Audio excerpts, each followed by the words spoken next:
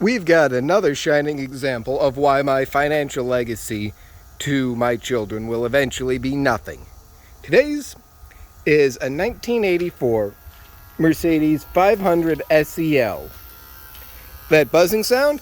That's because I've bypassed the fuel pump, so that way it'll run, which, despite the registration sticker, which is on the other side of the windshield, stating that this car was last on the road in 2014, there's temporary tags and parts in this car to indicate that it was still being somewhat used as of 2018. That's when this tag expired.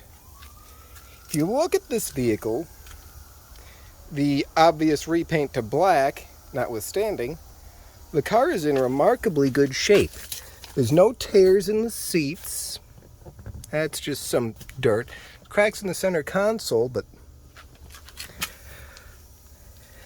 it's still intact. Which, considering the garbage I normally haul home, is a pretty good sign. I had to jimmy the trunk open, and I will get to that in just a minute because that's where things are interesting. The body has its faults, but it's not in horrible shape. There's a lot of little things to figure out what they are, what they do, and somebody was spending money on parts. Ignition control unit, ignition coil. There's a complete set of injectors on the other side. But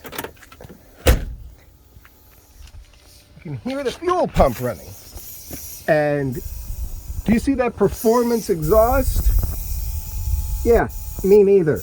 In the previous video, people had wondered why it sounded like this car's exhaust was missing. Because it literally is.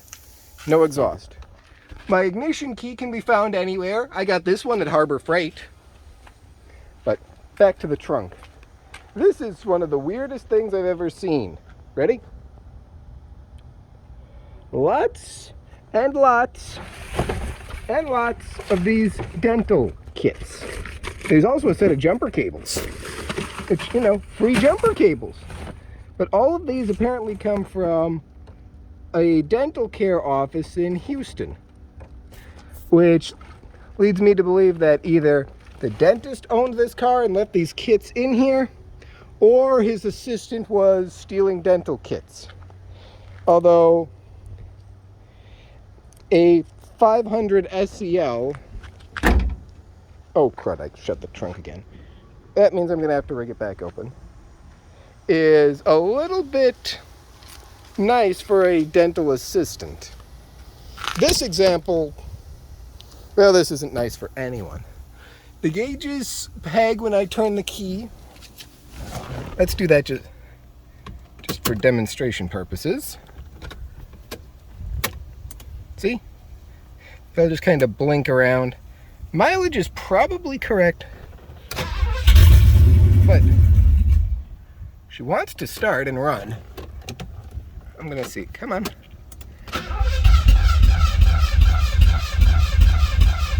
Okay, and now she's not starting. I'll figure that out later. But this is a really...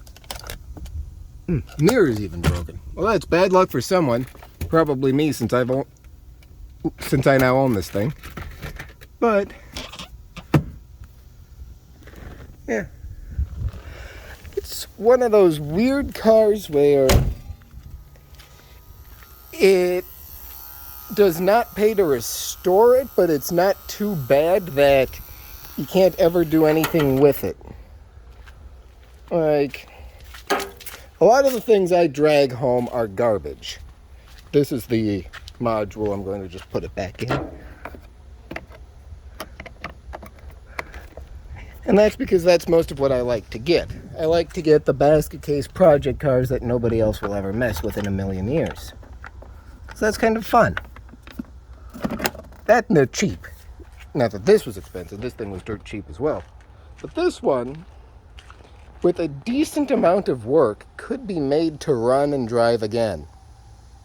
I'm thinking I might just do that. I mean, yeah, every single thing about this car needs attention, but it's not rusting to pieces, it's not falling apart, and it's better than a lot of the junk I drag home.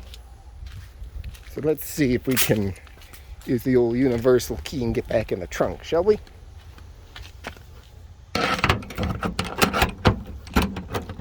Nope. Okay, I'll have to work on that off video. But I wish they wouldn't break these antennas. Those cost money to replace. Oh, everything costs money.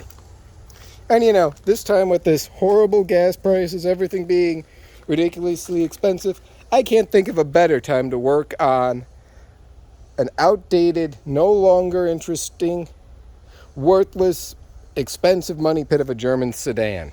Can you?